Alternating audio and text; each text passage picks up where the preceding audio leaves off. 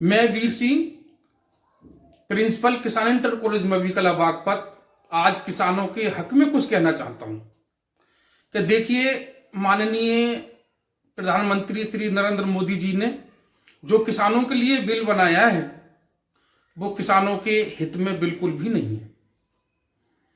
Suppose करिए कि हमारे यहां 70% यानी 72% पानी है और 28% जमीन है, पानी की कोई कमी नहीं है। तो जो पानी फ्री का है वो व्यापारियों के माध्यम से फ्री का पानी, एक बोतल पानी 20 रुपए का मिलता है। तो अगर उन्होंने अनाज को स्टॉक किया, अनाज का गोदाम भर लिए, किस रेट में बेचेंगे वो? किसानों की मजबूरी है, अपने फसल काटने के बाद में अपने अनाज को मजबूरी में उन्हें बेचना पड़ता है। 18 रुपए किलो, 20 रुपए किलो वो अपना अनाज बेच देंगे आगामी फसल बोने के लिए। उसी अनाज को फिर व्यापारियों से वे 70 रुपए किलो, 200 रुपए किलो मजबूरी में खरीदेंगे। हमारे किसान देश की रीढ़ की हड्डी हैं। जीते जी मोदी जी ने इनको मार दिया। खेती में कोई आमदनी नहीं है, किसान है, अपना काम चला रहे हैं, गाय भैंस दूध बेच करके, कुछ मजदूरी करके, और इतने पर भी उनको टाइम से रोटी नहीं मिलती। 20 करोड़ हमारे यहां के लोग प्रवासी यानी दूसरे शहरों में जाकर के काम करते हैं। जिन नेताओं ने ये कानून बनाया है उन्हें खुद अपनी परिभाषा का पता नहीं है। नेता को इंग्लिश में लीडर बोलते हैं और लीड प्लस ER 2 शब्दों से मिलकर के बना है। लीड भी होता मार्ग दिखाना और ER जोड़ने के बाद में उसका नाउन बन जाता है मार्गदर्शक। हमारे नेता हमारे लिए, हमारी जनता को ये मार्ग दिखा रहे हैं। अगर हम उनके साथ चले तो उनका ये मतलब है वो हमें कुएं में ढकेल दें।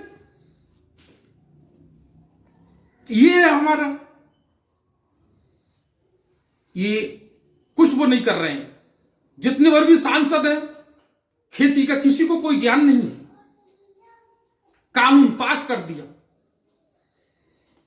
अरे किसानों के लिए कुछ अगर कानून पास करना था करते, खाद फ्री कर देते, बिजली फ्री कर देते, पानी फ्री कर देते किसानों के लिए। कौन विरोध करता?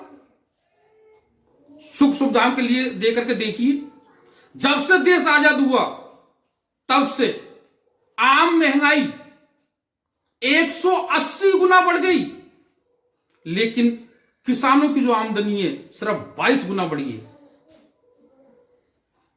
देखिए, जो गेहूं पहले 100 रुपए क्विंटल था वो आज 2000 को बिक रहा है, और जो चीज पहले 100 रुपए में आती थी वो आज 1800 रुपए में है।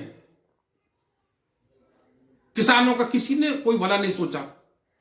कितने जो सुनार हैं, व्यापारी हैं, उनके परिवार के बच्चे कितनी पुलिस में, मिलिट्री में, सेना में कहां भर्ती हैं, जो देश की हमारी सेवा कर रहे हैं। आज भी वही किसान के बच्चे हैं जो देश की रक्षा में भी लगे पड़े हैं, और आज उन्हीं बच्चों से को पुलिस के माध्यम से किसानों के रूप में बाप बेटे को लड़ा रहे हो। यह है आपका देश चलाने का तरीका? आप अपनी पत्नी से समझौता नहीं कर सके। 130 करोड़ देश की जनसंख्या से क्या समझौते करेंगे आप? एक लेडी को कुछ नहीं कर सके।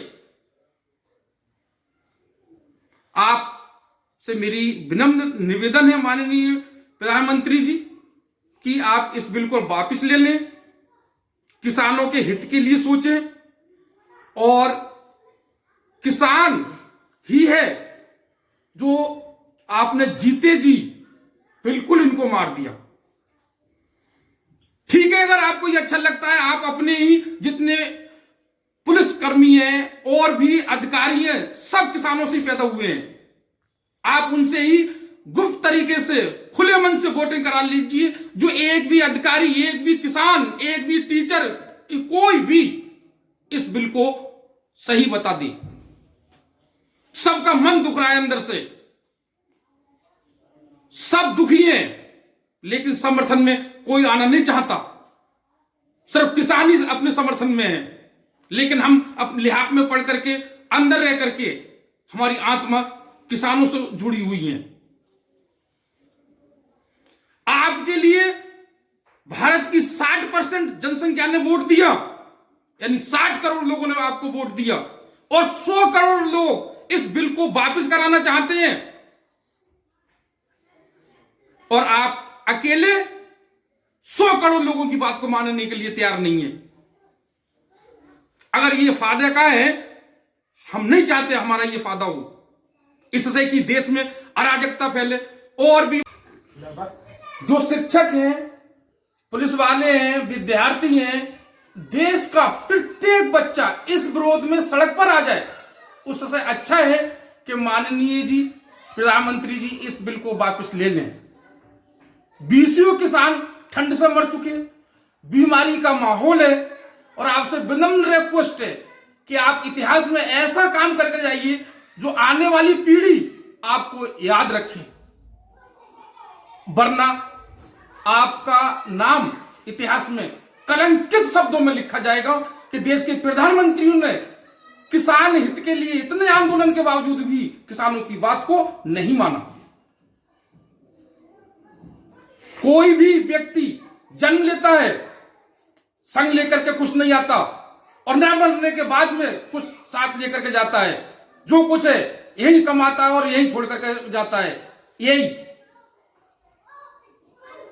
आपके लिए है माननीय जी प्रधानमंत्री जी, आप भी अपने साथ लेकर के नहीं जाएंगे कुछ भी, लेकिन फिर भी हम ये चाहते हैं किसानों की जनता, किसानों के लिए, भारत की जनता के लिए आप ऐसा काम करें ताकि आपको इतिहास याद रखे।